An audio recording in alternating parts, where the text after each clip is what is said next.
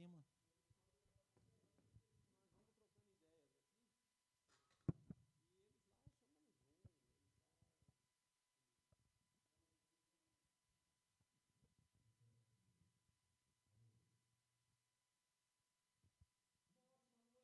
Todos vocês, que a graça e a paz do nosso Senhor e Salvador Jesus Cristo seja com todos.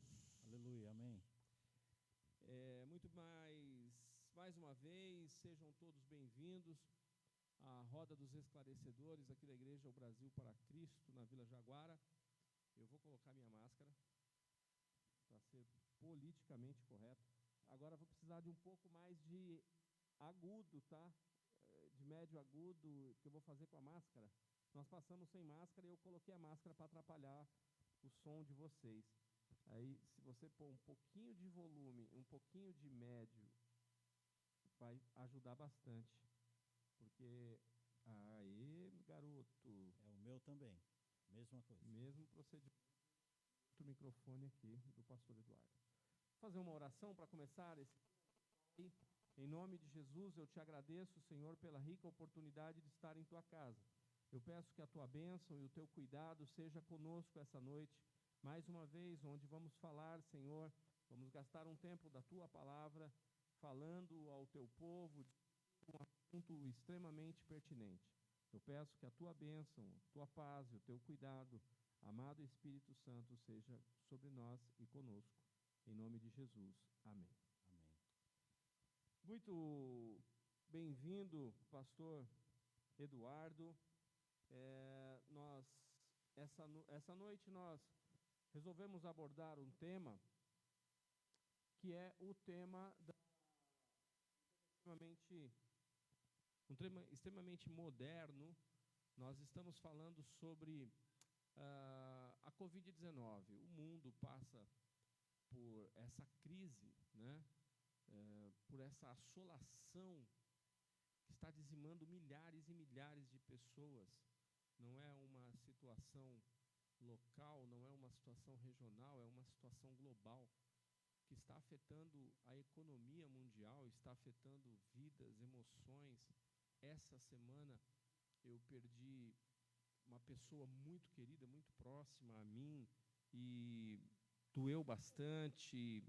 Tenho amigos internados, não está sendo fácil. Isso, com certeza, você conhece alguém que passou ou passa por isso também. E nós queremos conversar um pouco sobre isso à luz da Bíblia. Isso tem a ver com o sinal do fim dos tempos, isso não tem a ver com o sinal dos fins dos tempos. Então, eu trouxe essa noite alguém que eu respeito muito, para mim, uma autoridade no assunto escatológico das Escrituras. Hoje vocês vão ouvir eu falar pouco, vocês estão acostumados a ouvir eu falar bastante. Eu vou fazer basicamente uma introdução, e hoje eu quero ter uma aula junto com vocês, aqui com o pastor Carlos Eduardo, esse amigo querido, um teólogo extremamente renomado e respeitado, e é uma autoridade, como eu disse, no assunto escatologia. É alguém que se debruçou durante muitos anos e se debruça durante muitos anos para estudar essa questão dos fenômenos, dos fins dos tempos, das profecias, dos acontecimentos. E hoje nós vamos ter a honra de ter uma aula com ele, de aprender com ele. Para mim, é uma honra desfrutar da amizade de alguém tão importante. Teve aqui a meu convite no último domingo, ministrando a palavra de Deus, e mais uma vez, invariavelmente, usado pelo Espírito Santo, se alinhou com o propósito do que Deus tem feito nessa igreja e para essa igreja, com esta igreja. E hoje quero já justificar: o presbítero Ricardo, que sempre está conosco, não poderá estar presente. Ele está trabalhando na cidade de Campinas e ele não vai conseguir chegar a tempo. Foi escalado para trabalhar em Campinas. E alguém também aqui no nosso meio, que é um estudioso, alguém que se debruça muito também no tema escatologia, né, pastor Eduardo? E tem uma visão também muito interessante. Mas eu quero conversar então com vocês, já fazendo uma introdução. Eu quero gastar aqui 5 a 10 minutos nessa introdução para levantar aqui uma poeira. E eu quero ler 2 textos bíblicos, e depois nós vamos costurando alguns outros. O livro do profeta Joel, capítulo 2, os versos 30 e 31. Nós temos algumas coisas que alguns estudiosos ou pseudos estudiosos entendidos trazem algumas questões em relação a esse texto, e um outro que eu vou ler também. E nós vamos ver também, já nessa introdução, se isso faz sentido, se isso não faz sentido. Estava conversando sobre isso agora, minutos atrás, com o pastor Eduardo. O verso 31 diz assim: mostrarei prodígios no céu, e sangue, fogo e colunas de fumaça. Se converterá em trevas, e a lua em sangue, antes que venha o grande e terrível dia do Senhor. Agora eu quero ir para Apocalipse, capítulo 6. Apocalipse, capítulo 6. O verso é o 12.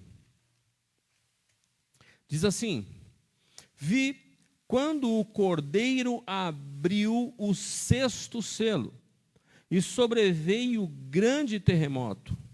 O sol se tornou negro como saco de crina, e a lua toda com sangue. Bom, eu separei aqui algumas questões, pastor Eduardo, noticiário. Gastei alguns minutos para observar alguns noticiários. Noticiários esses que eles têm a ver com um passado bem recente. E algumas pessoas levantam isso como sinais do fim dos tempos. Eu vou levantar essas questões e aí depois a gente já costura isso com o tema. Como quero fazer aqui, como eu te disse, vou levantar aqui uma grande fumaça e aí depois nós vamos descortinando melhor. O senhor vai descortinando essa fumaça toda. Maravilha. Tá? Ele levanta a fumaça e a gente descortina. Exatamente. Essa é a ideia. Eu quero dizer para você que está assistindo, hoje é um dia onde praticamente todos vocês estão nos assistindo. Eu não vou chamar o obreiro velho para vir aqui, já é da casa, já sabe como funciona, né?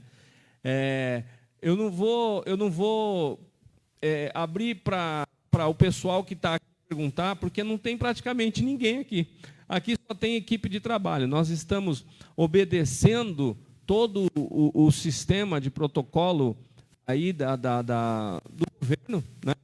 Então, estamos aqui eu, presbítero Roberto, que acabou de chegar, pastor Carlos Eduardo, e o pessoal da equipe técnica. Temos ali o pessoal, o Tiago, cuidando da transmissão ali, e o Natan auxiliando ele ali no som.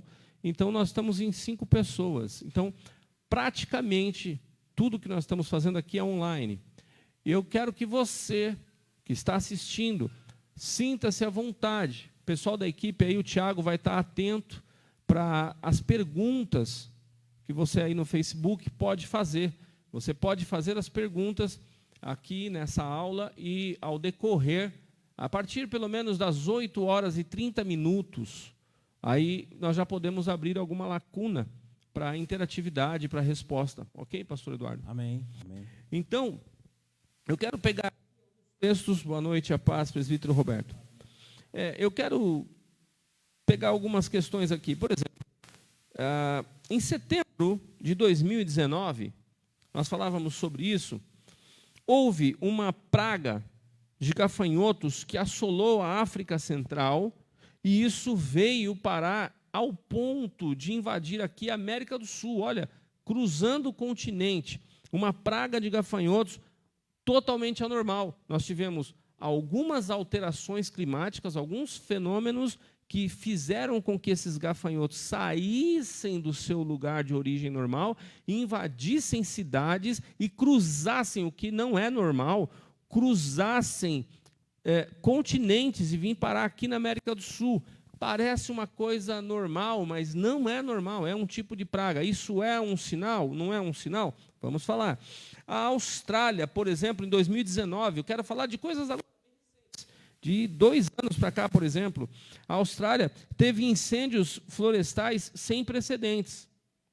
Isso é normal? que a gente vai... as notícias, eu quero até chamar um pouco a atenção sobre isso também. As notícias, elas são terríveis, mas é interessante, após de 2 a 5 minutos que nós temos a notícia, daqui a pouco parece que aquilo tem um assentamento cognitivo, há um assentamento emocional, e aquilo passa a parecer normal, né? Eu me lembro que na faculdade, eu tive uma aula sobre o sistema de narrativas jornalísticas e como que eles usam a técnica para é quase uma técnica de persuasão, de diluir informações importantes, né? Para eles não dizerem que não noticiaram, mas como que aquilo deixa de ter um impacto. Depois podemos até citar um pouco sobre isso. 2020 também, aqui no Caribe, nós tivemos um terremoto terrível, tivemos quase que simultaneamente na Turquia, em Elazig, também, eu acho que é isso que se pronuncia, Elazig, eu me lembro, é Elazig mesmo, né?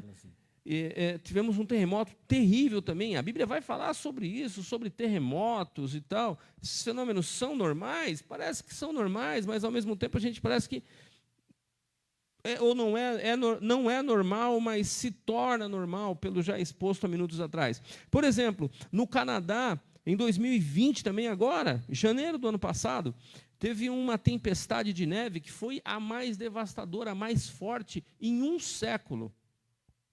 Totalmente anormal para as condições gerais climáticas, porque já fazia um século que não acontecia aquilo. Na Indonésia, simultaneamente, houve ali uma enchente rara, né? Um tsunami que devastou a Indonésia. Nós vimos também situação acontecendo em Moçambique. Então, são catástrofes terríveis que estão acontecendo e parece que para nós é uma notícia a mais, né? Fazer só mais 2 ou 3 aqui. Tivemos algumas anomalias celestiais, interessante a gente estar falando sobre isso, se serve ou não como sinal, né? Nós tivemos 2 eclipses totais, 100%, uma em Singapura, em 26 de dezembro de 19, e uma 2/7/19 no Chile, eclipse total. Então, são anomalias aí celestiais. 31 de janeiro de 18, teve uma superlua, né? O pessoal do clima aí, eles deram o nome de superlua azul de sangue, que acontece uma vez a cada 150 anos, e essa estava atrasada para acontecer, né? Ela aconteceu agora, 31 de janeiro de 18. E houve uma série, né, que eles chamam de 4 luas de sangue entre 2014 e 2015, um fenômeno extremamente raro. Bom, levantado isso tudo, pastor Eduardo, para comentar a questão da narrativa que eu aprendi na faculdade, eu aprendi uma coisa interessante. A mídia, ela dá a informação, o jornal traz uma informação de impacto, e para encerrar o jornal, geralmente vem uma notícia de entretenimento. Porque o entretenimento, ele baixa a poeira, e a pessoa, ela tira, estava linkado, aquilo que estava trazendo um despertar, agora aquilo entra praticamente no esquecimento. E o jornal não pode dizer que se isentou de falar, de mostrar, se escondeu. Então, essa é uma técnica. O entretenimento, ele se tornou algo que tem entorpecido o sentido das pessoas. Você acha isso também? Levantar aqui nessa introdução. E agora, para falar do Covid, eu quero fazer uma confissão pública aqui. Em 2015, se não me engano, 2015, eu te levei, na época eu liderava uma igreja lá em Socorro, interior de São Paulo. E eu me lembro que num carnaval, eu fiz um intensivo chamado Espiritual. Na época, eu me lembro que linkado com uma ideia que nasceu ali na igreja do Mandaqui, e eu só fiz um outro modelo, mas nós fizemos um intensivo, e eu lembro que eu te levei lá para uma igrejinha bem pequena, né? eu te levei lá para dar uma palestra sobre escatologia, deu um intensivo, se não me engano, de 2 dias, se não me engano, de 2 dias, não é isso? E foi muito interessante. Eu me lembro que no meio da tua palestra, você comentou uma coisa interessante. Você comentou assim, falou, gente, nós temos uma realidade hoje tão terrível que nós nem imaginamos que isso possa existir. Existem vírus que se eles pegarem um ventilador, a tua expressão foi essa, pegar uma caixinha, abrir ela em frente a um ventilador, isso espalhado para um continente, a humanidade toda pode ser infectada com esse vírus e milhares de pessoas podem ser dizimadas. Eu me lembro que eu estava encantado com a sua palestra. Você estava vindo, e quando você falou isso, eu falei, cara, o cara estava indo tão bem, e agora ele viajou. Eu pensei, nunca comentei isso com ninguém. Eu peguei e fiquei aquilo comigo. Eu falei, pô, nem todo mundo não tem jeito, não dá para ser perfeito e acertar todas, né? Falei, meu amigo estava indo brilhantemente na sua palestra, de repente dá uma pisada de bola dessa.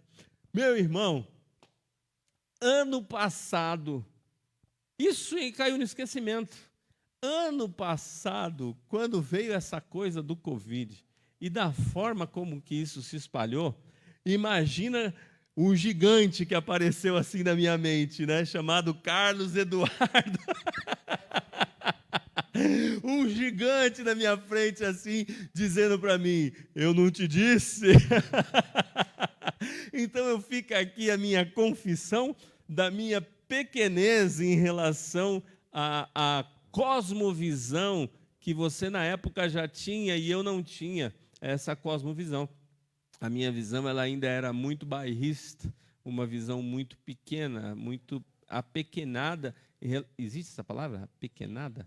Muito apequenada. Sim, gosto muito dela. Mediante a tua visão gigantesca. Sendo assim, dada essa introdução, meu querido, gostaríamos de te ouvir. Legal, pastor Fernando, irmãos que estão nos ouvindo, graças e paz do Senhor Jesus.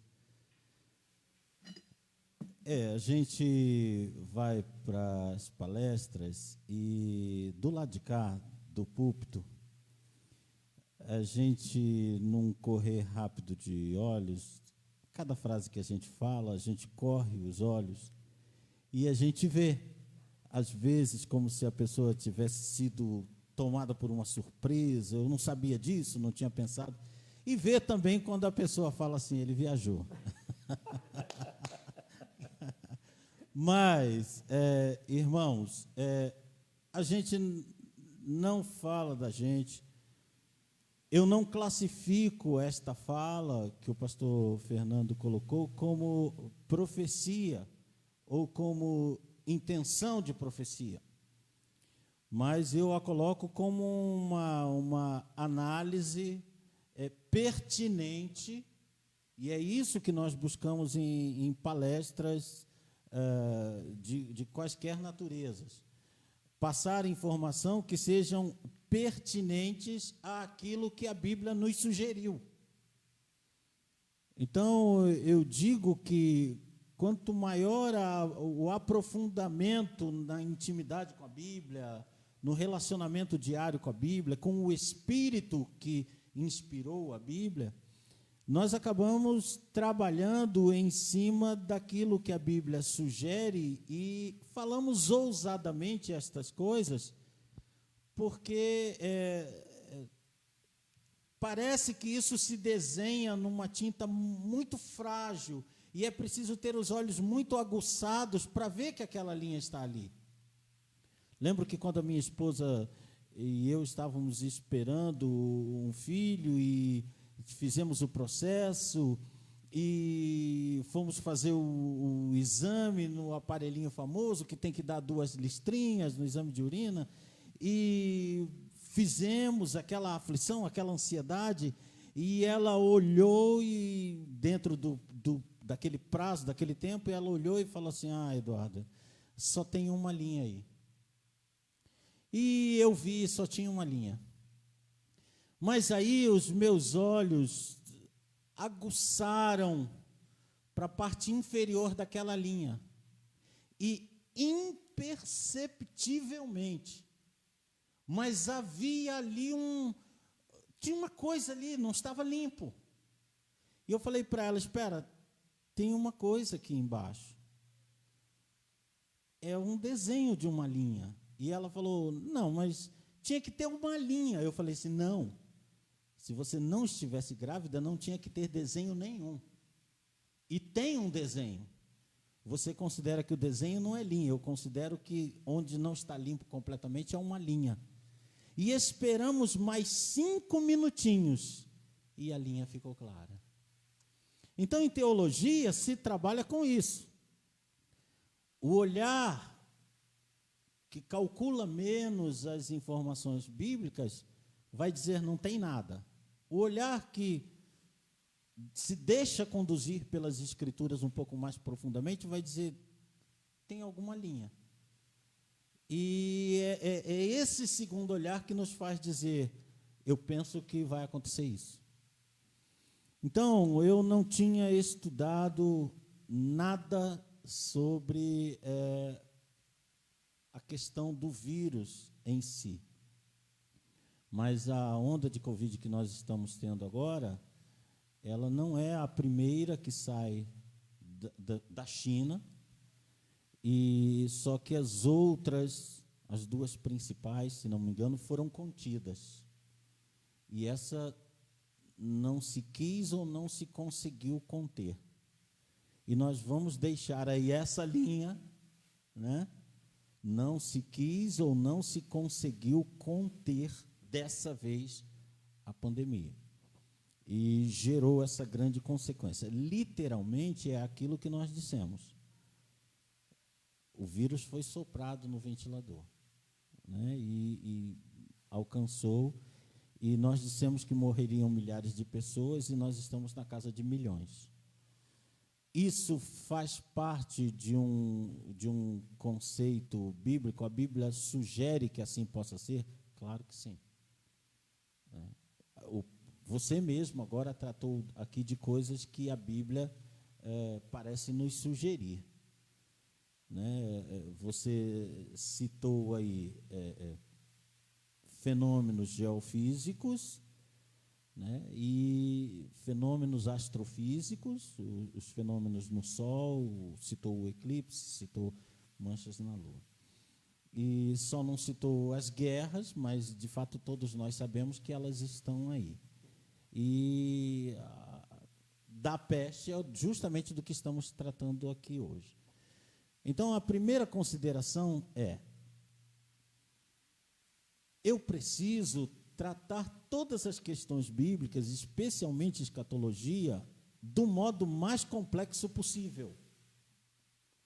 Essa é a primeira grande, o primeiro grande posicionamento que eu tomo. Eu nunca vou analisar uma situação escatológica com simploriedade. Vou dar exemplo aqui para ficar claro isso que eu estou falando. Olha, quanta guerra está havendo, então estamos no fim do mundo. Aí você que quer analisar a coisa mais complexa, pergunta: nunca houve guerra no mundo? Houve. Estamos tendo agora uma guerra mais grave que a Segunda Guerra Mundial? Não, não estamos. Então, quem afirma está havendo guerra no mundo, então estamos no final do mundo, não analisou a situação com a complexidade que ela existe, que ela exige. Se eu analisar, por exemplo, nós vamos entrar mais nesse assunto, mas eu estou fazendo só a introdução da análise, né, de posicionamento.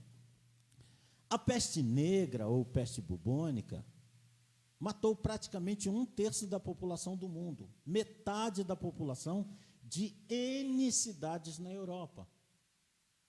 Então, veja bem, a Covid, por exemplo, a Covid que estamos analisando, até este ponto, 17 de março, até este ponto, 18, né?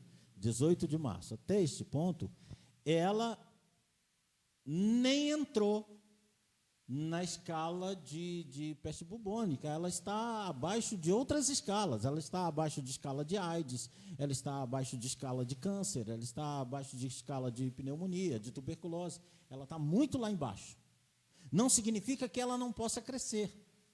Mas se eu vou dizer que a Covid é o fator, o artigo definido, o fator escatológico, eu estou ignorando a complexidade da análise das outras pragas que o mundo já sofreu. E continua tendo, porque enquanto a Covid está conosco, a dengue continua aí, e outras enfermidades. O ebola permanece como um risco. Então, não é a Covid não é o sinal.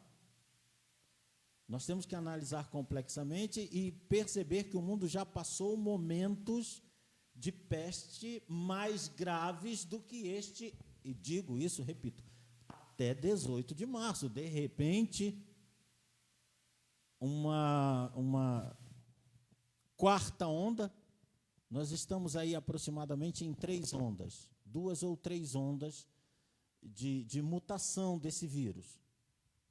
E já houve Covid 1 ou 2 vezes. Então, nós estamos na 3ª onda de Covid, de coronavírus, né, do vírus coroa, estamos na 3ª onda, e essa 3ª onda está na sua 3ª onda. Então, a circunstância agora é essa. O agravamento, por exemplo, no Brasil, está sendo dramático. Né? Dramático. Hoje faleceu o Major Olímpio. Um homem que você olha para ele plenamente saudável. Um senador com todos os recursos, nos melhores hospitais. Né? Então, parece que essa 2ª, essa 3ª onda traz um agravamento. Comenta-se já da possibilidade de jovens e crianças serem afetadas. Comenta-se da possibilidade de que há internação muito maior de pessoas entre 20 e 40 anos. Significa o quê? O quê? De repente, e eu peço a Deus que não, em nome do Senhor Jesus, mas pode ser uma 4ª onda, modificar tudo isso que estamos conversando hoje. Mas até esse momento, analisando outras epidemias, a Covid não é a peste. Né? E penso que nós deveríamos olhar com esse olhar complexo e crítico para todos os sinais que temos visto. Tá, houve um terremoto, o pastor Fernando citou, houve um terremoto gravíssimo. Eu atentaria menos para o fato de que houve esse gravíssimo, e mais para o fato de que é cada vez maior o número de terremotos. Isso me assusta mais. Né? Exato, não era uma coisa que tinha com tanta frequência. Sim, e o crescimento populacional, ele tende a transformar todos os fatores apocalípticos em fatores mais convincentes como apocalíptico. Porque se temos um terremoto numa cidade com 2.000, 3.000 pessoas, as cidades ali das igrejas da Ásia, das 7 igrejas, por exemplo, foram devastadas. Mas aquelas cidades tinham 50.000, 100.000 pessoas. Hoje, uma cidade pode ser devastada por um terremoto e ela tem 2 milhões, 3 milhões de pessoas. Um terremoto hoje no Japão, em que as cidades têm 3, 4, 5, 10, 15 milhões de pessoas, parece muito mais apocalíptico do que em outro tempo. Mas o terremoto, muitas vezes, tem a mesma intensidade. Isso. Quando citado aí por ti essa questão da peste negra, uma das coisas que precisa ser observada também são 2 escalas, né, que precisam se observar. Na época, nós tínhamos uma densidade demográfica menor. Sim. Do que hoje. Hoje o mundo tem 7 bilhões e meio, não é isso, de pessoas? Se não me engano, na época não tinha essa quantidade toda. Se fosse hoje, talvez avançaria dessa forma. Segundo fator que precisamos analisar, não aqui, né, só para pensar, enquanto fazemos essas análises de ser o artigo né? Definido. Exatamente. Sim. Ou um dos, e muda completamente o contexto. Não estamos aqui para ignorar também, né? Vale a pena dizer isso, não estamos para ignorar o fator, né, que está aí, é um fato, está aí, está dizimando. É o que eu estou dizendo, de repente, uma mutação dele altera a nossa análise. Exatamente, completamente.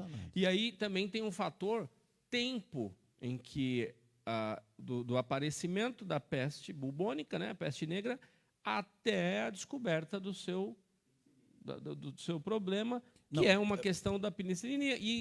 Primeiro do seu causador, né? Exato. Que era uma espécie determinada de rato. Exato. Porque eles isolavam as pessoas. E há um pouco desse erro na Covid, na minha visão. Né? Cíclico, hein? A abordagem é errada.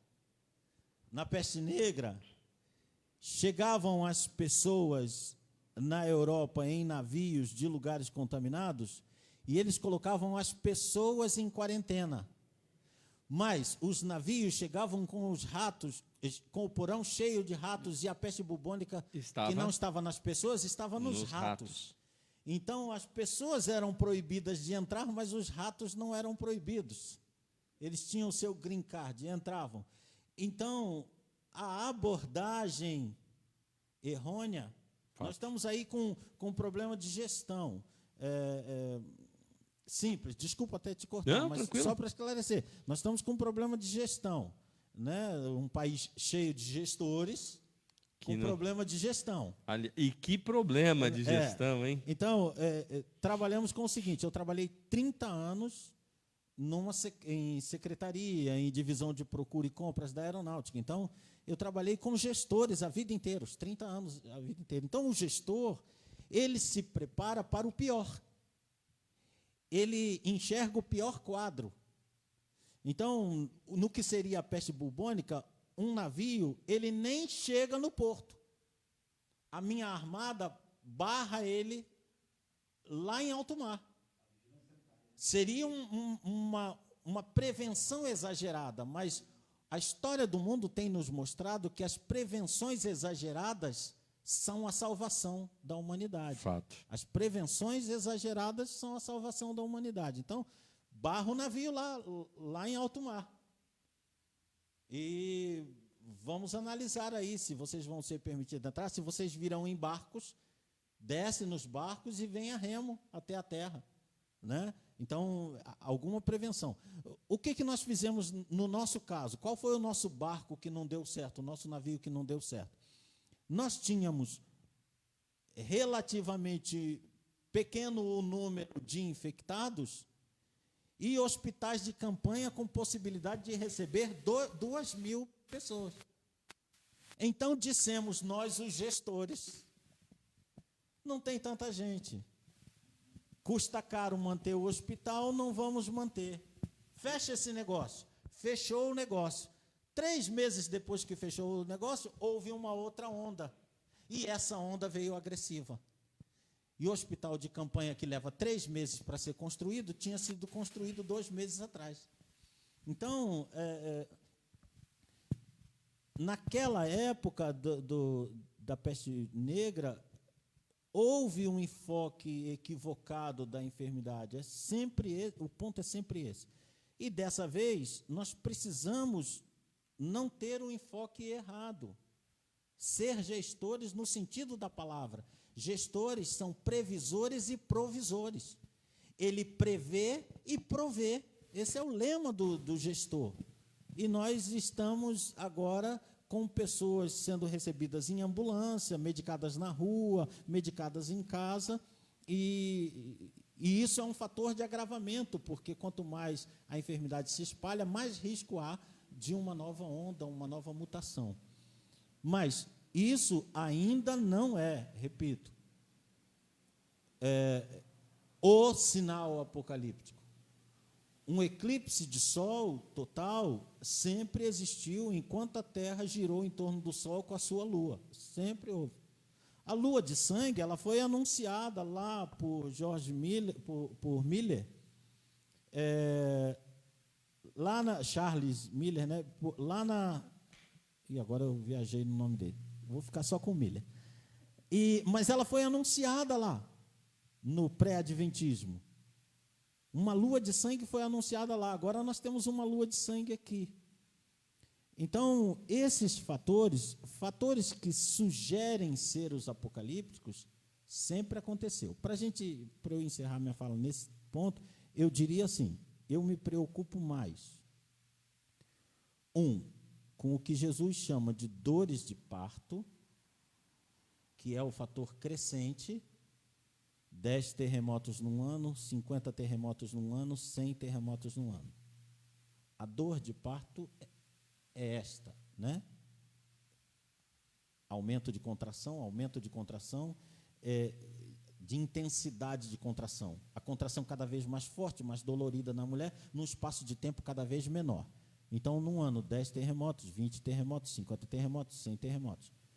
E o segundo fator que eu considero, dentro do que Jesus nos traz em Mateus e do que Apocalipse nos traz também, até refletindo Joel. O segundo fator, a convergência. Porque Jesus fala de duas circunstâncias e, normalmente, em escatologia se deixa isso escapar.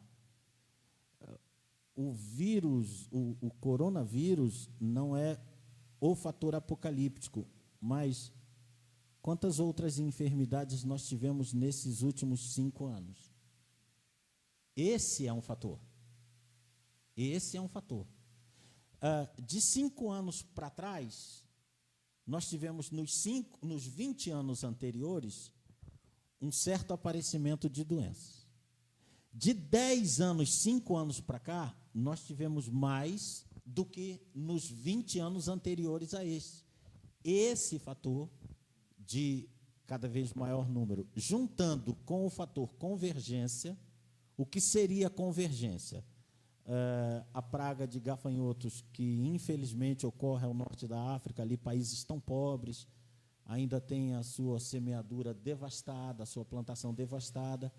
Eles pegaram um vento, uma corrente de vento, venceram uma distância considerável de massa de água do Atlântico, porque a distância é grande, venceram milhares de quilômetros, né, e chegaram até o sul do Brasil, devastaram alguma coisa na Argentina, no Uruguai, não chegaram exatamente no Brasil.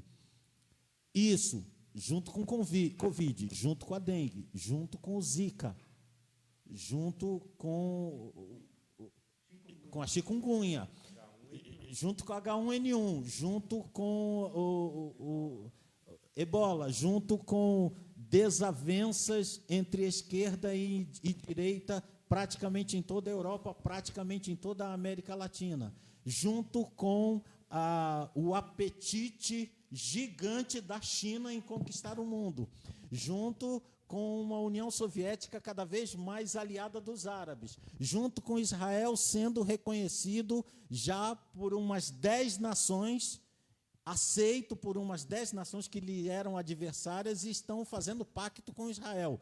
Junto a essa convergência e a intensidade de como isso acontece, aí nós começamos a falar de escatologia. Vamos colocar nesse pacote 2 fatores importantíssimos também que a palavra de Deus nos mostra. O esfriamento do amor. Perfeito, sem dúvida. Né? Sem o dúvida. Esfriamento do amor. Sem dúvida. E a apatia da igreja em meio a todo esse cenário. Sim, sem dúvida. Inclusive, indo lá, nós falamos desse esfriamento do afeto natural, falado por Paulo a Timóteo. E é visível, é chocante, é muitas vezes desanimador. essa batalha que muitos países estão tratando por legalizar completamente o aborto, ela é, sem qualquer sombra de dúvida, o espelho das palavras de Paulo com a perda do afeto natural.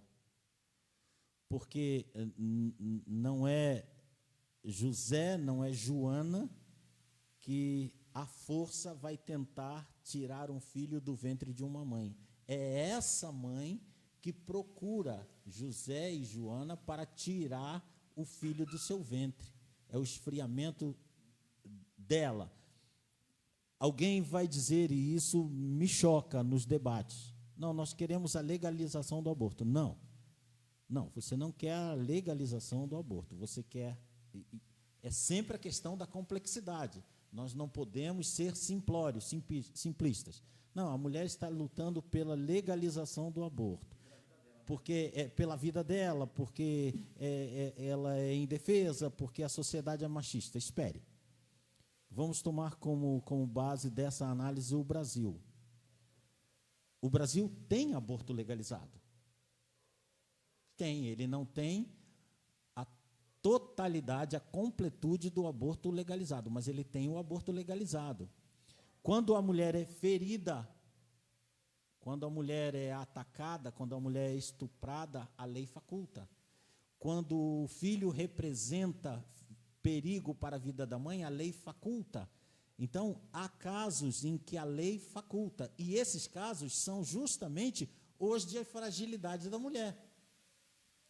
O que se está botando aí no ventilador, se propagando para a defesa da fragilidade da mulher, na verdade, aborda aqueles casos em que a mulher não está fragilizada, mas ela fez uma opção de não ter.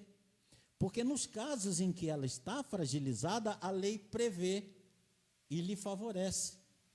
No caso em que ela fique, por acaso, desassistida do pai, a lei prevê e provê e lhe favorece.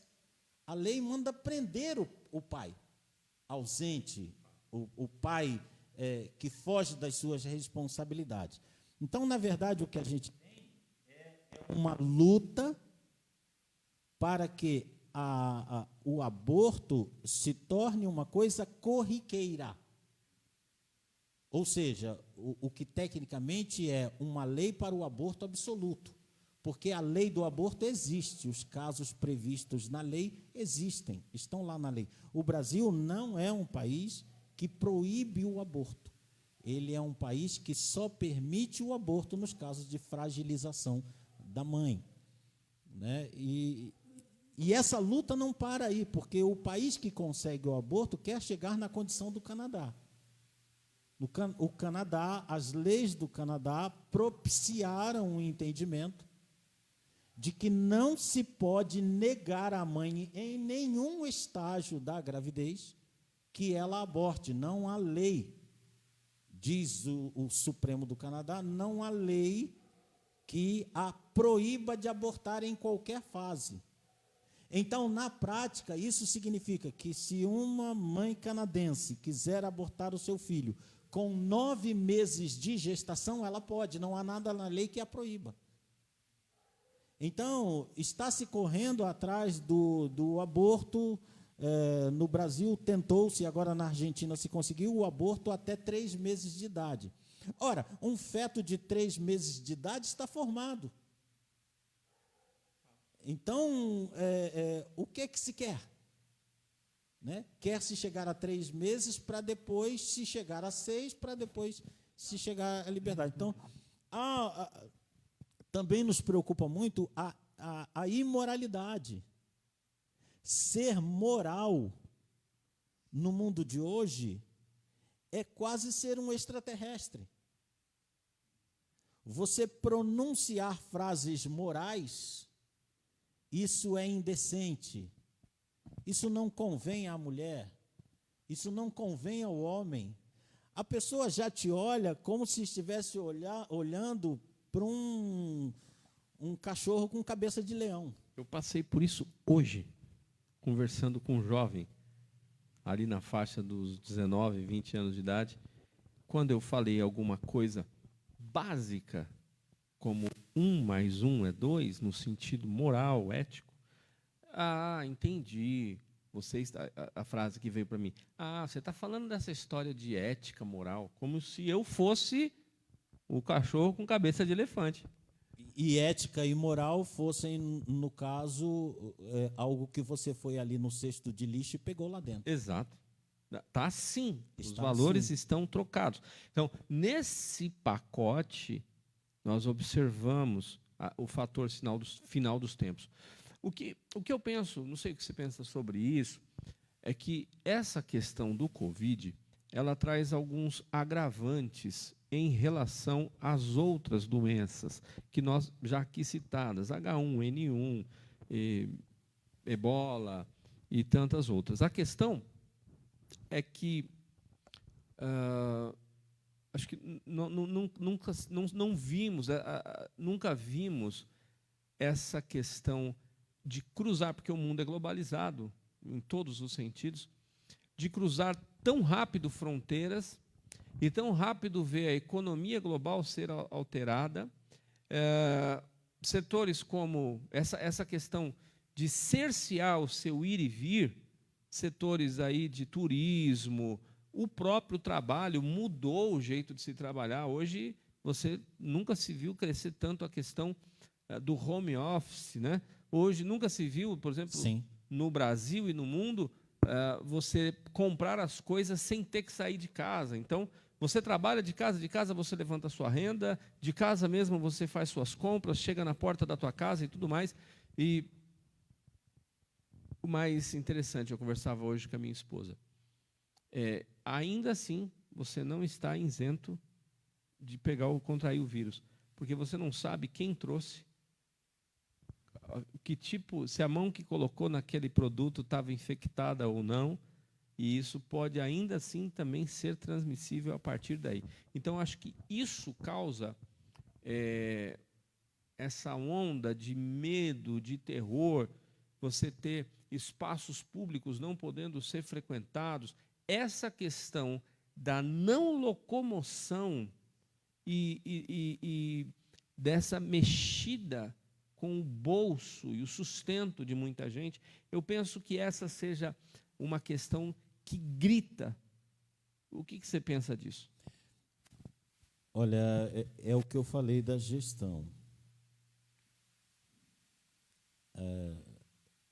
No fundo de todas as questões que a Covid, por exemplo, trouxe, você precisa se informar para ter uma análise melhor do propósito, da finalidade, né? Da finalidade. E aí você acaba vendo ações de gestor, ações científicas contrárias à lógica, contrárias ao senso mais comum. Você chega, não vamos aqui dizer nada negativo daquele tradicional caipira, né? Caipira, vamos tratar assim com todo respeito ao nosso querido matuto, ao nosso querido caipira. Você coloca uma questão para ele com aquela sabedoria de caipira, que é muito sábio, e a gente, às vezes, muitas vezes, fica no chinelo, né? De uma senhorinha, de um senhorzinho caipira. Você chega para ele e fala para ele: moço, nós estamos com um problema de contaminação muito grande lá na nossa grande cidade de São Paulo, com 16 milhões, 20 milhões de habitantes. É que se o pessoal sai para trabalhar, ele pode transmitir o vírus um para o outro. E aí nós fizemos o seguinte: ele saía para trabalhar às 7, começava o trabalho às 7, terminava às 6 da noite, volta para casa, chega às 8 da noite. Então ele trabalha das 7 às 8, cerca de 13 horas ele está fora de casa. O caipira vai nos perguntar: o que é que o senhor fez para isso? E eu vou dizer para esse caipira, com toda a sabedoria que a ciência me orientou: Eu diminuí o horário de trabalho de todo mundo para 4 horas. Então, onde as pessoas tinham a opção de ir no comércio às 9 da manhã, às 10, às 11, às 12, às 15, às 16, às 18 horas, elas vão ter que ir todas juntas no mesmo ônibus, no mesmo carro, no mesmo metrô, para o mesmo lugar. Vão chegar lá, vão ficar todas juntinhas, todas protegidas por máscara, que eu não sei se você sabe, não protege 100%. O que vaza aqui corresponde a mais ou menos 15%, o que vaza de lá corresponde a mais ou menos 15%. Ela não é proteção, né? Ela não te isenta de pegar. Então, aí eu explico para esse matuto, para esse caipira, que eu reduzi o horário e que onde as pessoas podiam escolher um horário que ela dizia, agora não está cheio, agora não, elas todas têm que ir naquele mesmo horário. Isso é gestão, isso é ciência, isso é qualidade. Aí eu digo para esse caipira, moço, tem uma outra coisa que está me incomodando. O senhor não tem remédio aqui na sua cidade para tratar com determinadas doenças, uma verminose, alguma coisa. O senhor, com o que o senhor trata? Eu tenho boldo, eu tenho cavalinha, que é bom para acabar com a gordura no sangue, eu tenho boldo. Sim. Mas sabe o que é, moço? Lá, houve um relato de milhares de pessoas que eles, para se prevenir dessa doença, eles estavam tomando um remédio. E houve um relato de milhares de pessoas de que não ficaram doentes, cidades inteiras não ficaram doentes. Os médicos de todos os grandes líderes da nação tomaram isso e não ficaram doentes. Os grandes líderes da nação tomaram isso e não ficaram doentes. E ele fala, qual é o seu problema, moço? O meu problema é que essas pessoas estão dizendo que esse remédio não pode tomar. Então, o que agrava esse cenário apocalíptico é que a ideia de trancar em casa se assemelha muito a uma ideia de doutrinação, de sujeição. Porque o homem, ele tem muito forte dentro dele um sentimento de espaço, de liberdade. Às vezes ele até exagera e vai pegar uma asa delta aí, porque ele quer liberdade mesmo de céu até se der para ele. Às vezes ele mergulha no mar porque ele quer liberdade. Então, quando você mantém as pessoas trancadas, não podendo sair, quando você diz para uma pessoa, afirma categoricamente para uma pessoa que ela andar numa praça é perigoso, e essa pessoa assiste a televisão, e está aí, por exemplo, na Bandeirante, a pessoa assiste na televisão e vê 5.000 pessoas numa plataforma e ela não pode andar em praça pública, dá uma quebra nela, ela entra em depressão. Porque quando o ser humano ele é contrariado no seu senso mais comum, ele entra em estado de estresse. Já se fez essa experiência. Já se promoveu o seguinte, no prisioneiro, ele não vai confessar. Então, em vez de quebrar dedo com alicate, cortar unha, arrancar unha, deita ele aí no chão e põe uma gota para cair na cabeça dele. Quando der 72 horas daquela gota caindo na cabeça dele, ele confessará o crime que não cometeu. Porque ele entra em estresse, aquele troço não para.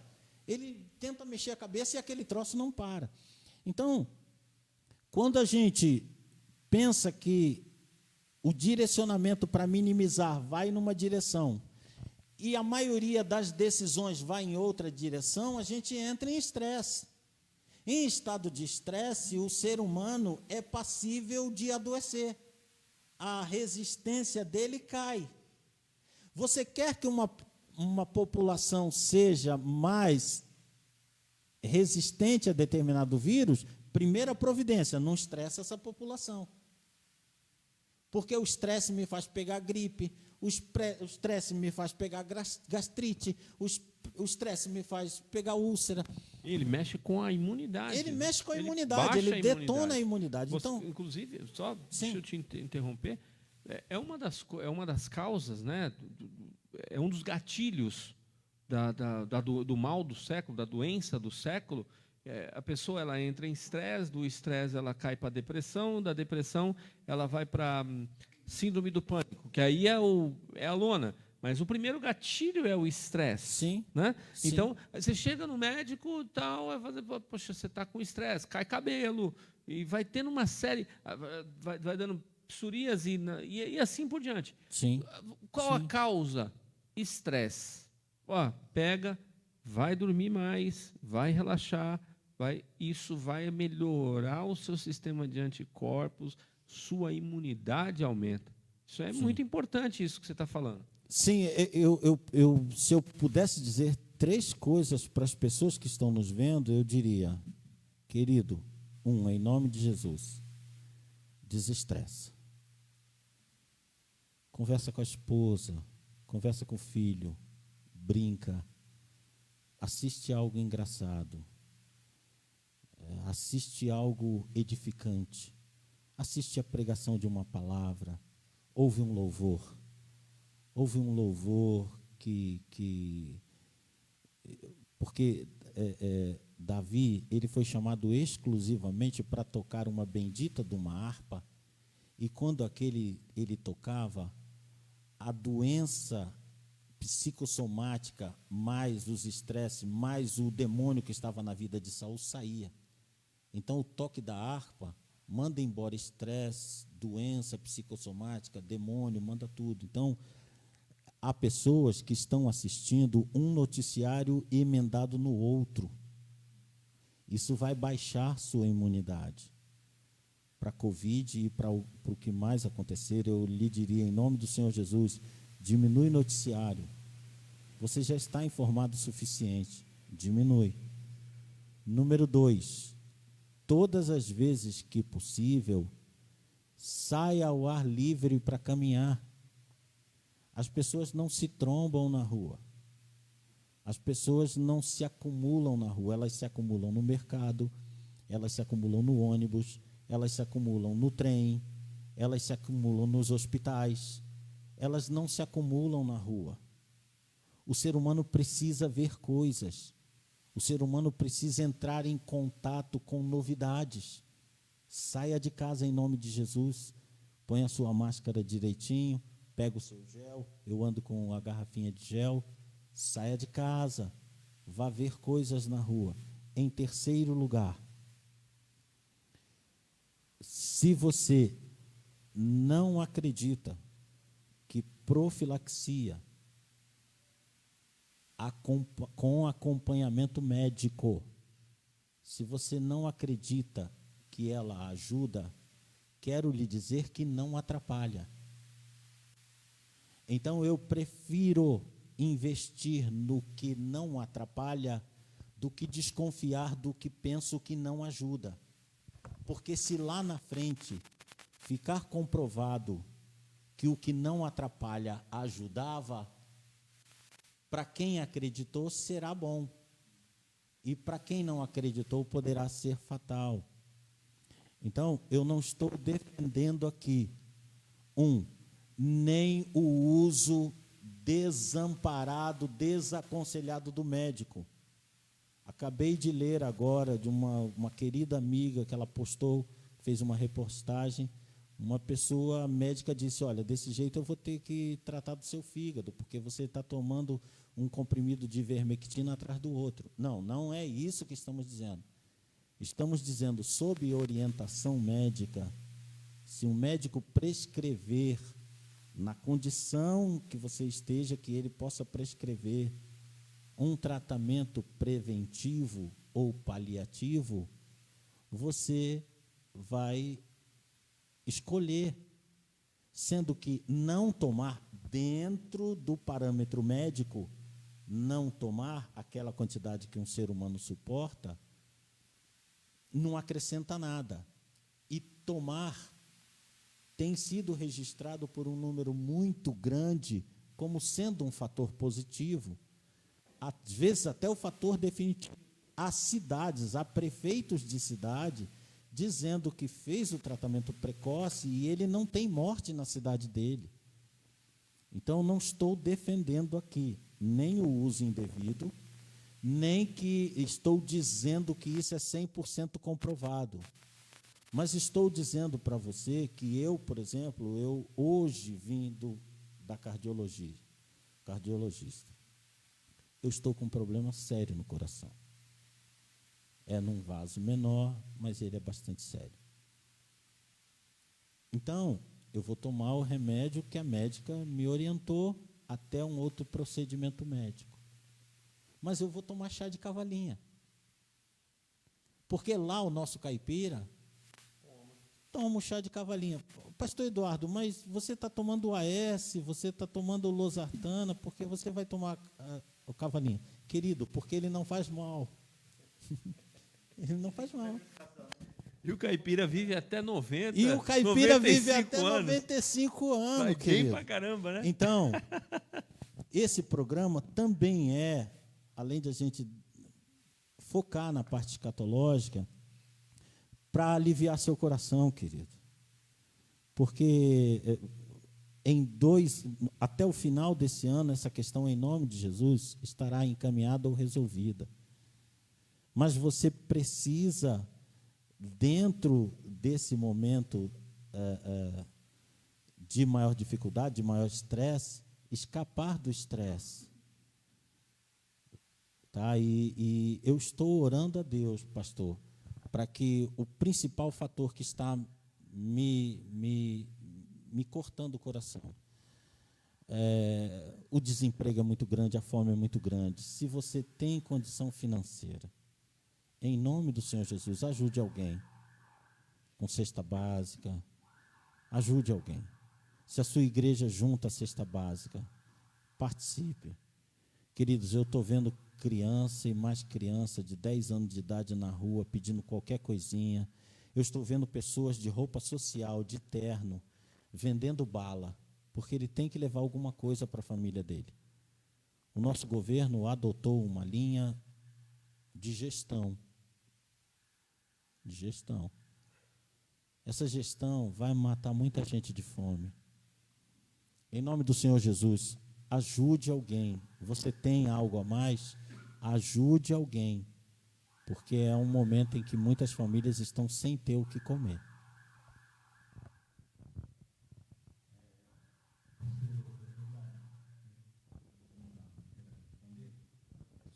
Como falando de corona, sobre essas vacinas que tem, Coronavac, agora da AstraZeneca, da Rússia. Então, são várias. Sputnik, Pfizer. Então, umas falam que toma uma dose só, outra é 2 doses, uma é 21 dias, outra é 3 meses. Essas mudanças, porque são vários cientistas que fazem essas vacinas, qual a condição dela que vai resolver o problema? Porque ela como ela tem 2 doses, ela tem que tomar uma dose, depois 21 dias. A imunização dela, será que tem condições de a pessoa, nesse prazo, ela não pegar a Covid? Olha, eu vou ter a coragem de dizer aqui que eu não estou preparado para uma análise da área científica, bioquímica. Meu filho Bruno, ele trabalha no Einstein. Toda vez que eu converso com ele, ele me dá um chá. Ele lava a minha alma, porque ele tem informações precisas, ele tem convívio com pessoas que estão no foco direto ali. Então, eu não sei dizer. Eu lamento só, meu querido, que a guerra política e a falta de foco esteja atrapalhando um pouco mais o processo, né? As pessoas não estão se ajudando, estão justamente se atrapalhando, de lado a lado. É a tal falta do amor, né? A falta do amor. É assustador. Por causa do interesse do poder, que o próprio povo é quem coloca esses cidadãos lá, Sim, pra, sim. na intenção de outorgarem, de lutarem, de trabalharem a favor do povo. Você vê desculpe o termo, mas eu não tenho outra palavra, chega a ser pesado. Você vê o nível de idiotice que chega ao ser humano, Sim. em briga política, enquanto milhares de pessoas estão morrendo diariamente, e eles têm a caneta na mão, eles deveriam ter o bom senso. Essa hora, pastor, talvez esse seja um mundo utópico, né? Mas, e aí me encanta essa questão do milênio, que o Senhor Jesus vai dar um tapa na cara desse pessoal para ver o que é gestão. Maranata, Jesus. De fato, Maranata. Você vê esses homens lutando. Essa hora não tinha que ter bandeira, não tinha que ter partido, não tinha que ser esquerda, não tinha que ser direita. É a vida humana que está sendo colocada em xeque. Entende? Sim. Então, isso é lamentável. Chega a me dar asco. Eu sou cidadão, eu tenho o direito de me expressar, entendeu? Ainda estou num país livre. Estão tentando tirar essa liberdade minha, estão tentando me calar. Mas enquanto eu puder falar, eu vou falar. Então, é escatológico isso. Nós chegamos num ponto que, olha, a falta do amor é algo terrível, é deplorável. O nível de idiotização que chegou à política. Sim, nós temos relatos, pastores, nós temos relatos, simplesmente, de tubo de oxigênio escondido em galpão. Então, depois que se fala isso, falar em escatologia fica fácil. Pastor, vivemos um período escatológico? Querido, dê outro nome, que não um fator escatológico para isso. Uma cidade está morrendo e num galpão estão guardados 200 galões de oxigênio, 200 cilindros de oxigênio, perdão, usei o termo errado. Cilindros de oxigênio. Então, esse é um fator escatológico, sem dúvida. Eu diria que eu não vou dizer como alguém já falou erradamente, né? Às vezes a pessoa não toma senso do que está falando. E alguém postou algo assim: irmãos, estamos cada vez mais próximos do fim. Querido.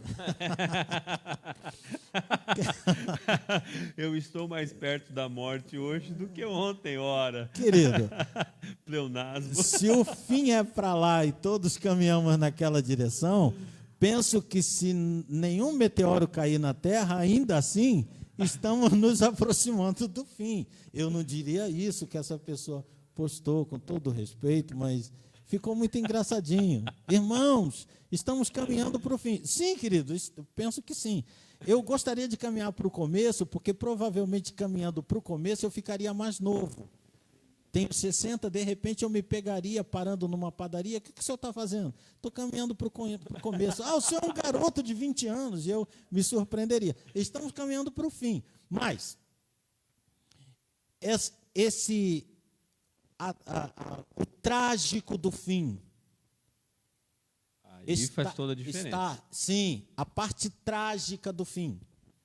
Porque para o fim caminhamos. Mas as Escrituras dizem que nos encaminhamos para a parte trágica do fim.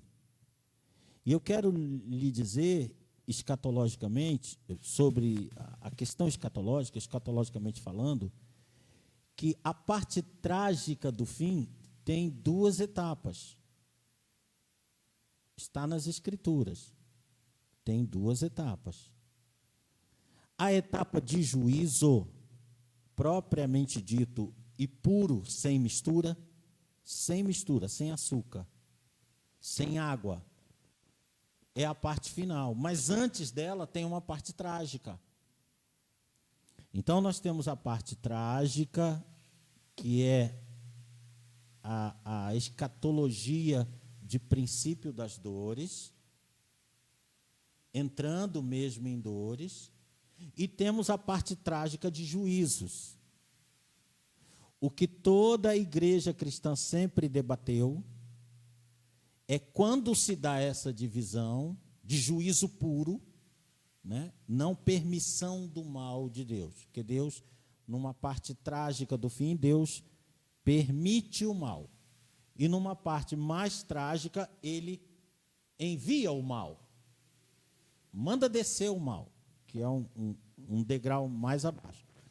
Então, a grande pergunta que toda a cristandade faz é: onde é que é essa divisão? Em primeiro lugar, todo mundo quer saber onde se divide o mal do mais mal. Do pior, né? Que é o mais mal. Eu já dei 2 erradas hoje em palavras. Ele quer saber a divisão do mal ou pior. Não, querido. O que é importante para nós agora é nos posicionarmos em relação ao princípio das dores, ao que é mal.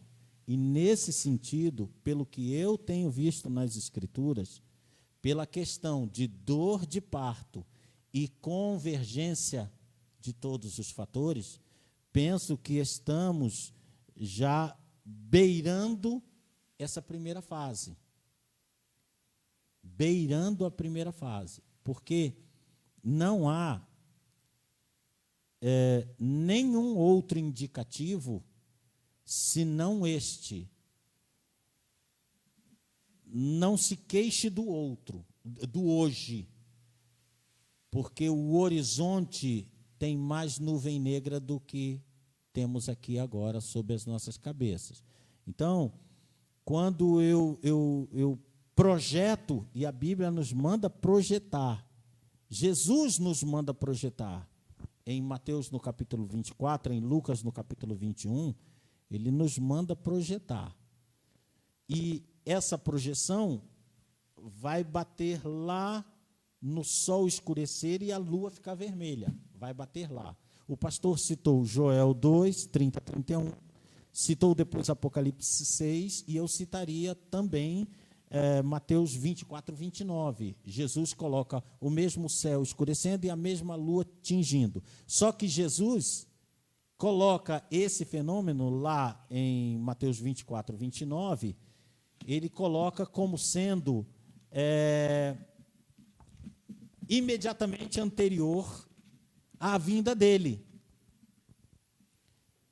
Então, veja bem, logo, 29, logo depois da aflição daqueles dias, o sol escurecerá e a lua não dará a sua luz, e as estrelas cairão do céu.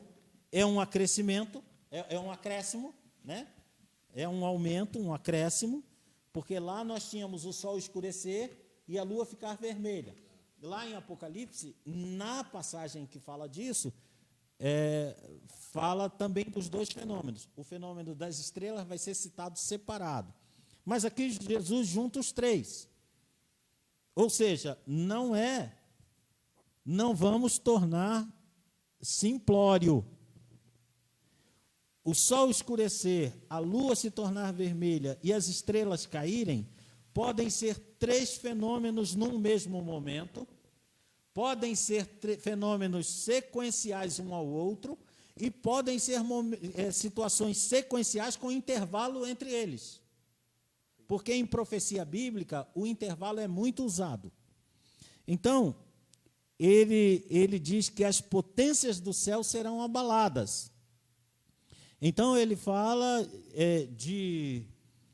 isso já num ponto avançado do sermão, porque lá no começo ele falou de princípio das dores, depois ele falou da perseguição da igreja, cruel da igreja, na qual nós estamos também no limiar, porque a posição da igreja não pode mudar.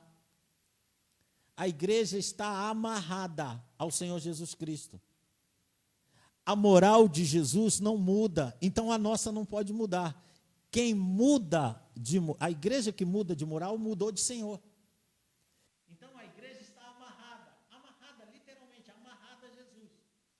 Se Jesus diz, não adulterarás, a igreja vai existir daqui até o ano 59.000.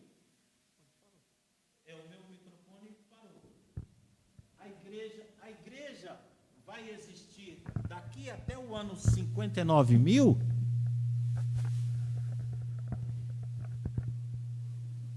E a verdade ainda será essa: não adulterarás.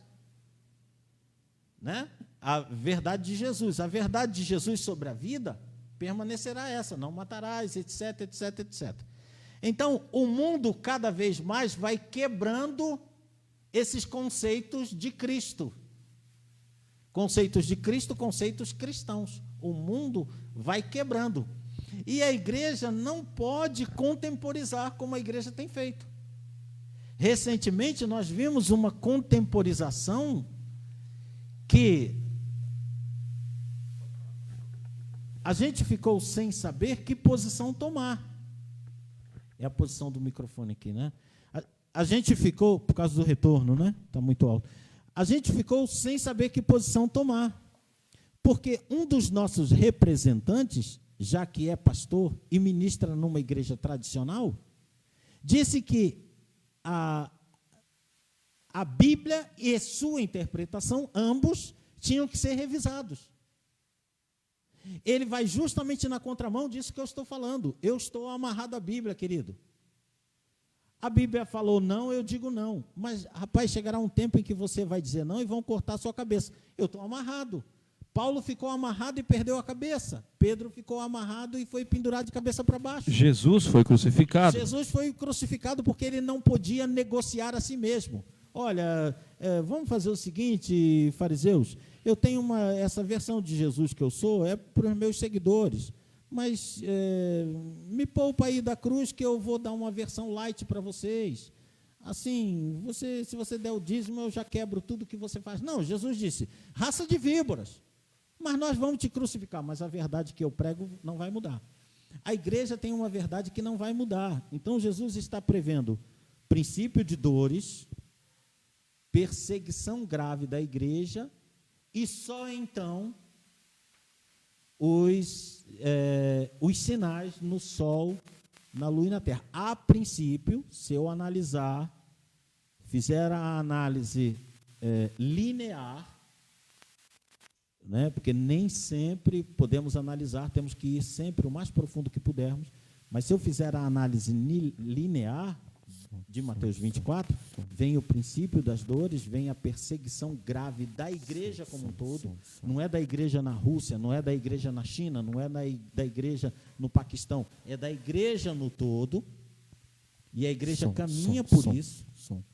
Já não estão nos tolerando mais na nossa própria sociedade, mas a nossa sociedade ainda não tem força para atitudes mais drásticas, mas já está nos condenando. Nós temos aí um ex-presidente, ex-presidiário, né? É um ex-presidiário que de todas as gestões que ele está vendo, que de todas as desgraças que ele está vendo no país, ele afirmou categoricamente: vocês ficam se reunindo nas igrejas para vender feijão. É que ele nunca foi na Praça da Sé pegar metrô. Ele nunca foi na Praça da Sé. Infeliz. Ele nunca fez compra no Brás no sábado. Então, ele saiu com essa. Você diria, o pastor observou muito bem isso aí na sua abertura. Isoladamente, você diz que é um fator, um fato. Não, não é um fato. Isso é uma pessoa que tem influência sobre toda uma ala política e que está dizendo que a culpa da Covid no Brasil é das igrejas. Então, nós não podemos desamarrar disso. A Bíblia manda vivermos em comunhão, nós não podemos desamarrar. Olha, a partir de hoje o culto vai ser por telefone. Não podemos desamarrar disso. Sempre que possível, sempre que legal, faremos nossas reuniões comunitárias. O culto ao Senhor pode ser individual, pode ser em dupla, em trio, em quarteto ou coletiva, né?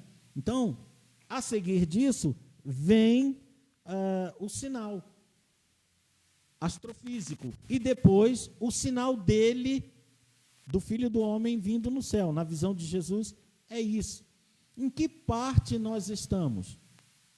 Estamos na parte do agravamento das dores, estamos na parte que começa a perseguição da igreja, que eu considero perseguição da igreja, porque Quando você quer perseguir determinada pessoa, sem ter como perseguir determinada pessoa, você começa a destruir seus valores.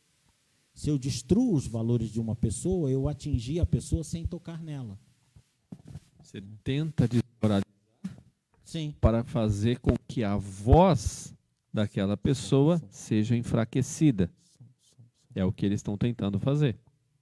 Eu já vi cristão embarcando nisso, e em vez de ele fazer o meia-culpa,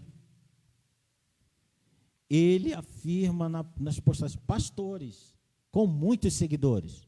Isso me dói o coração. Pastores com muitos seguidores. Eu sou um pastor pentecostal, mas jamais abriria minha boca contra uma igreja tradicional. Jamais.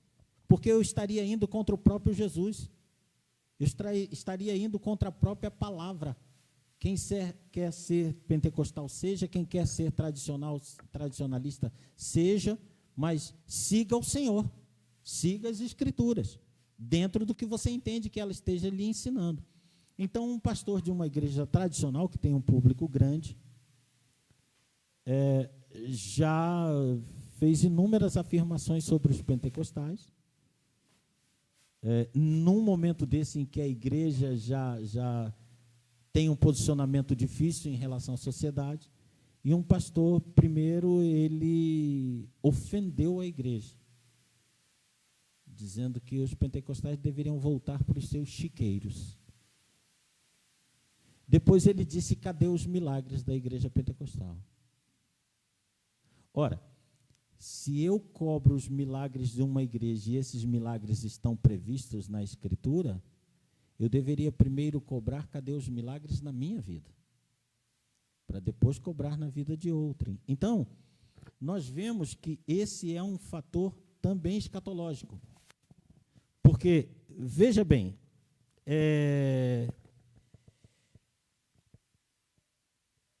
ouça aqui, veja esses 2 versículos. Surgirão falsos profetas que enganarão a muitos. Isso sempre foi tratado como alguém que vem de fora para nos puxar para fora. Aí eu peço a você, irmão, pelo amor de Deus, faça uma análise mais profunda. Falso profeta é só quem me leva para fora ou quem traz inverdade para dentro? Né? Extremamente danoso. Você põe veneno dentro do copo e dá para o povo beber. Qual é o remédio para matar a formiga doceira? Aquela gotinha que você compra no mercado, que ela come aqui e leva para dentro do formigueiro. Exatamente. Então, falso profeta é aquele que lança uma profecia para me jogar para fora da igreja. Mas falso profeta é aquele que traz uma inverdade para dentro da igreja e semeia. Fato. E aqui está dizendo que eles enganarão a muitos. Então, aqueles que fazem falsa profecia para me tirar da igreja vão enganar muita gente. E aqueles que trazem profecia falsa para dentro da igreja vão enganar muita gente. E é dito, por se multiplicar a iniquidade, o amor de muitos esfriará. O amor de muitos quem? Dos cristãos em primeiro lugar. Exato. Porque o versículo anterior, o contexto, está falando de falso profeta. Então, o amor vai se esfriar no último bastião do amor, que é a igreja, porque o mundo já está na passagem de Paulo de esfriamento do amor, da afetividade. O mundo já está. Mas esse esfriamento vem para dentro da igreja. E o que é que esfria uma igreja? Em primeiro lugar, a confusão. A confusão, isso está certo, isso está errado, você é de Deus, você não é de Deus. Se você tem poder, manda a doença embora. Se você não vem para a igreja é porque é covarde. Quando começa essa troca de farpa, muitos corações se esfriam. Porque as pessoas esperavam que nesse momento todos confessássemos nossas fraquezas. Todos disséssemos, Senhor, nossa igreja não tem tido o poder de invocar o teu milagre e haver cura de milagre aqui dentro. Vamos te buscar em jejum, vamos te buscar em oração, porque esta cura é bíblica. Eu posso esperar por essa cura, eu posso buscar essa cura, eu posso pregar essa cura. Senhor, envia do teu poder para essa igreja. Em vez de nós estarmos orando isso, nós estamos orando, aquela igreja lá não tem poder, aquela igreja lá não faz o certo. Então, o amor de muitos está se esfriando. E não se esqueça de que todos os fatores negativos, eles têm uma supervalorização espiritual. As hostes espirituais da maldade, elas usam todos os fatores. Então, nós devemos estar atentos. Cuidado, você que examina o Face com julgamentos de irmão para irmão. É a hora de nós somarmos, de nós orarmos na mesma língua, na mesma intenção, no mesmo princípio, no mesmo propósito. Então, nós vamos orar por cura. Eu fiz uma postagem, pastor Fernando, eu gostei da postagem, infelizmente o público não gostou, está lá na minha página. Ainda não teve público que assistiu, só teve umas 5 pessoas. A postagem era simples, mas eu gostei tanto dela porque traz uma verdade essencial para esse momento apocalíptico, né? E a mensagem diz isso. Uma das maiores questões da vida cristã é decidir quando iremos usar a fé ou quando iremos usar a sabedoria, quando os dois não puderem ser usados ao mesmo tempo. Tá, meu irmão? Você não acredita que permanece sobre a igreja o poder de cura? Use a sabedoria. Tá, meu irmão? Você acredita que ainda hoje está em vigor o poder da cura? Busque o poder da cura. Só não fique do lado de cá, dizendo que o de lá de lá está errado porque está se precavendo. É um cristão que não tem fé, que anda de máscara. É um cristão que não tem fé, que não vai para a rua. Não. Se ele, ao modo dele, está entendendo que assim é mais sábio, a sabedoria está valendo a ele. Se eu penso que a fé resolve esse problema, não é para eu criticar o que não usa a fé, mas para eu pedir a Deus como o pai do menino que estava enfermo, que disse a Jesus, Jesus, se tu puderes, cura meu filho. Jesus se vira para ele e fala, se você tiver fé, eu curo. E ele é obrigado a reconhecer em Jesus, eu não tenho fé, Senhor, acrescenta fé. Então o Senhor vai e cura o filho dele. Que lição trazemos daí? Que a igreja que investe em cura, investe em fé, se não está sentindo esse poder fluir diante da Covid, não se acovarde, não se esconda, não renuncie ao dom do Espírito Santo que está vigente para a igreja. Mas clame a Deus, Senhor, eu sei que o dom existe e eu é que não estou alcançando, aumenta a minha fé, porque se há um dom de fé, aumenta a minha fé, para que a igreja ela cumpra o que Jesus diz desde João 15, capítulo 15 até capítulo 17. Primeiro no capítulo 15 e 16, no 15 ele mostra que precisamos estar unidos. No 16 ele mostra que o fator de união nosso é o Espírito Santo. E no 17 ele ora a Deus para que nós sejamos unidos pelo Espírito Santo. Porque se isso acontecer, o mundo vai reconhecer que ele o enviou. E que ele está no nosso meio. Está no nosso meio, exatamente. Então, tudo isso passa pela seguinte interrogação. Jesus diz que quando vier o Filho do Homem à Terra, ele pergunta se por acaso haverá fé. Muita gente tem interpretado que ali é uma pergunta retórica e que a resposta é não. E novamente eu peço, não seja simplista. Procura complexidade. Ele perguntou. Ele fez uma pergunta para Pedro e Pedro foi simplista e errou. Ele perguntou para Pedro, João vinha andando atrás, e Pedro disse, Senhor, o que será deste? Jesus respondeu com uma pergunta, se eu quero que ele fique até que eu venha, não é da tua conta, me segue tu. Ele entendeu que Jesus estava dizendo que o discípulo, simploriamente, que o discípulo ia viver até Jesus voltar. A mesma coisa, Jesus pergunta, por acaso, vindo o homem à terra, encontrará fé nesta terra? Muita gente tem interpretado, não encontrará. Eu interpreto, possibilidade 1, pergunta retórica, não encontrará. Possibilidade 2, encontrará, mas será em pequena intensidade. Resposta número 3, encontrará, mas será em pequena quantidade de cristãos. Resposta número 4, encontrará em pequena quantidade de cristãos em pequena intensidade. As 4 respostas respondem a essa pergunta de Jesus. Compete a mim dizer, não, Senhor, da minha parte, o Senhor encontrará fé em poucos, mas um desses poucos sou eu. Estou dentro, é isso. Eu estou nisso aí. É isso. O Senhor perguntou, encontrará fé nessa terra? Eu respondo para o Senhor, Senhor Jesus, encontrará sim, em poucos, ainda que em poucos. Em teu nome, Senhor, que eu seja um desses poucos. Exato. Essa é a posição cristã. E não se entregar. Ah, Jesus disse que não haveria fé na terra, então vamos partir para a sabedoria. Eu quero fazer coro dessa sua fala de um artigo na internet, de uma postagem na internet. Antes de só fazer uma coisa, tem alguma pergunta? Ninguém perguntou nada? Tá bom. Já estamos caminhando para o fim, aliás, já passamos do horário normal, mas já vamos, em 10 minutos no máximo a gente encerra. Quero fazer coro dessa tua fala, essa fala última de uma pessoa, um pastor, um líder, que exerce influência, tem muitos seguidores e usa do seu canal para fazer um comentário infeliz, como esse fez um irmão tradicional falar mal de um pentecostal. Está cheio. Há alguns anos atrás, tem um livro publicado no Brasil inteiro, de um pastor extremamente conhecido, reverenciado, venerado por um monte de gente, e tradicional também, escreveu um livro, que é uma pergunta, o que fizeram com a igreja? E a capa da primeira edição tem um peixe sendo jogado numa lata de lixo.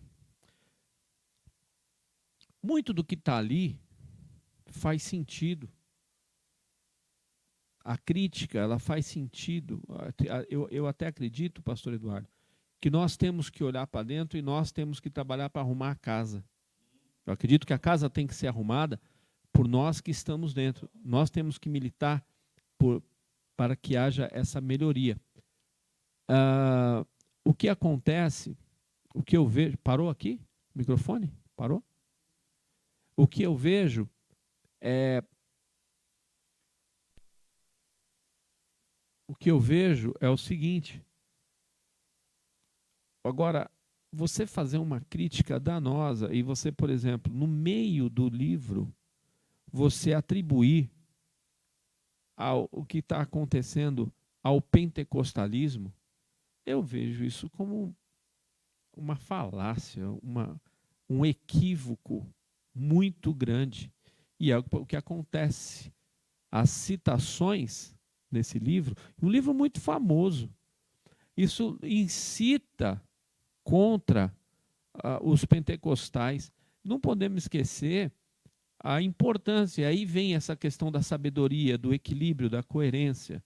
Eu tramito com amigos tradicionais, eu sou pentecostal, tramito com amigos tradicionais aos montes.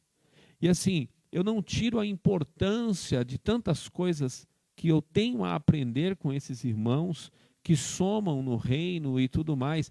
E não posso deixar de esquecer o trabalho que os pentecostais vêm fazendo há dezenas e dezenas de anos nesse país, somando relevantemente para o reino.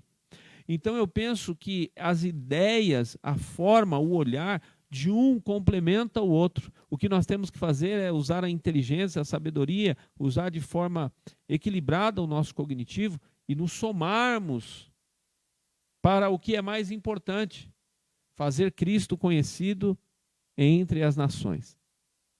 Né? Eu acho que da minha parte era isso, só queria aproveitar e fazer esse pequeno link dentro disso que você comentou aí, queridão. Temos que caminhar para as considerações finais aí do nosso tema, que nós temos 5 minutos para fechar. Só colocando então como considerações finais, novamente eu peço por misericórdia que se parta para o complexo e não se seja simplório. Há erros no pentecostalismo, N.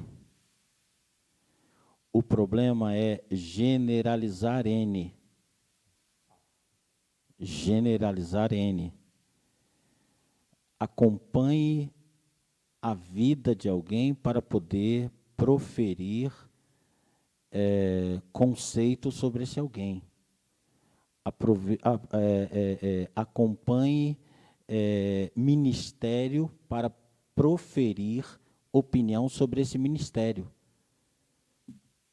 Eu convidaria alguns desses pastores a irem na nossa igreja sede, a ir na igreja que é pastoreada pelo nosso líder, e ver que a palavra que é pregada é estritamente, conceitualmente, teologicamente bíblica. E que o comportamento dos irmãos durante a reunião, em nada, em nenhum aspecto, se traduz por muitos exageros que se vê em muitos outros lugares. Então, a generalização é um pecado. Porque pelo processo de generalização, eu diria que 12 discípulos traíram Jesus, mas foi um. Então, 11 teriam seu nome manchado por aquele. Do mesmo modo, eu não ousaria dizer que o pastor que disse que a Bíblia tem que ser reinterpretada, representa todo o ministério tradicional que eu respeito demais e sei que isso passa longe da verdade. Estamos todos lutando contra a Covid. Mantenhamos nosso equilíbrio emocional, psicológico, familiar, espiritual, ministerial, congregacional, denominacional. Mantenhamos nosso equilíbrio. Oremos uns pelos outros. Segundo as Escrituras, aquele a quem mais temos críticas por fazer, o nome deste será mais mencionado em nossas orações para que a misericórdia de Deus o transforme. E a minha crítica exposta a público cai em 1 Coríntios 6, quando Paulo diz, você leva a questão própria de você e com seu irmão para juízo público. Será que não tem ninguém adulto aí na sua casa? É a pergunta que eu faço. Então, a minha consideração é esta. O Covid não é o sinal do fim dos tempos, mas ele se soma. Penso que estamos no limiar das dores se intensificarem. Já passamos o princípio das dores, penso eu, e estamos adentrando a um período aí de pré-parto. Então, convém a mim e a você ser extremamente equilibrado nesse momento. Um último recado. Nós temos filhos por zelar. Se você não solidificar na vida do seu filho, da sua filha, um cristianismo puro, fundamentado, escriturístico, espiritual, na sua ausência, o seu filho não poderá resistir ao vento da apostasia. Ensina seu filho no caminho que deve andar.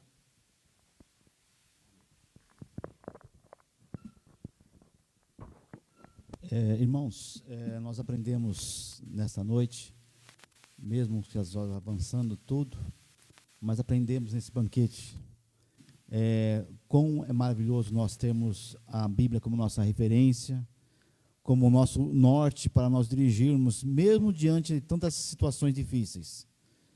Mas a Bíblia, ela é a nossa referência para nós termos condições de sabermos que Deus está no controle de todas as coisas.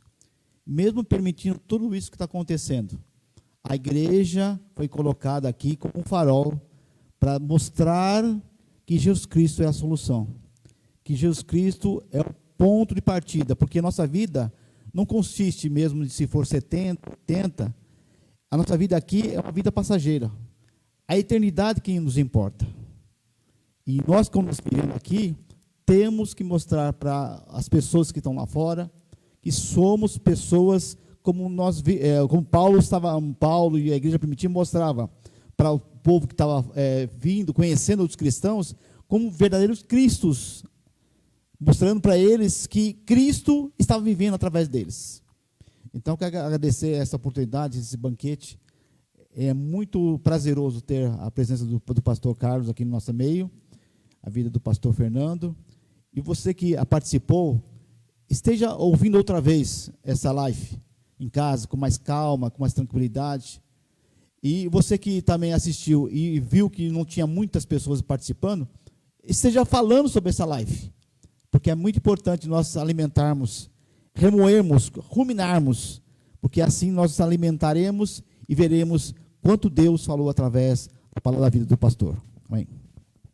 Pastor Carlos Eduardo, muito obrigado pela oportunidade de mais uma vez estar conosco aqui.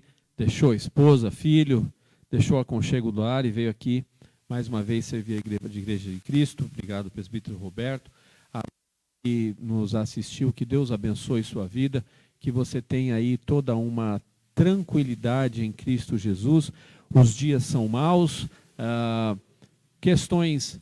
Eu costumo dizer que eu sou um otimista, é óbvio. Eu sou aquele que leva as boas novas e vive pelas boas novas. Então, eu sou um otimista. Mas também eu sou realista. Não tem jeito, a gente olha para o cenário ele vai piorar. A questão é, vai piorar, mas o que é bom é que é o seguinte, vai vir chuva, mas eu estou debaixo do guarda-chuva. Eu estou debaixo do guarda-chuva do sangue do Cordeiro. Essa tem que ser a sua perspectiva do otimismo. Lembrando do que a palavra de Deus diz. Aí nós temos centenas de promessas da palavra de Deus para esses momentos difíceis. O que importa é que nós estamos com Cristo. Amém? Deus abençoe vocês. Domingo, 18h15, permitindo Deus, estaremos aqui fazendo mais um culto, celebrando o nome de Jesus, e você acompanha aí na sua casa. Que Deus abençoe vocês. Pai, eu te agradeço por essa oportunidade. Peço que o Senhor nos dê sabedoria, sobriedade, tranquilidade nesses dias difíceis que estamos vivendo e que nos dias que vêm pela frente. Ajuda-nos, guarda-nos, para que nós possamos estar vivendo, Senhor, segundo o teu querer, na plenitude da tua palavra, no descanso, na paz que há em ti, Senhor Todo-Poderoso.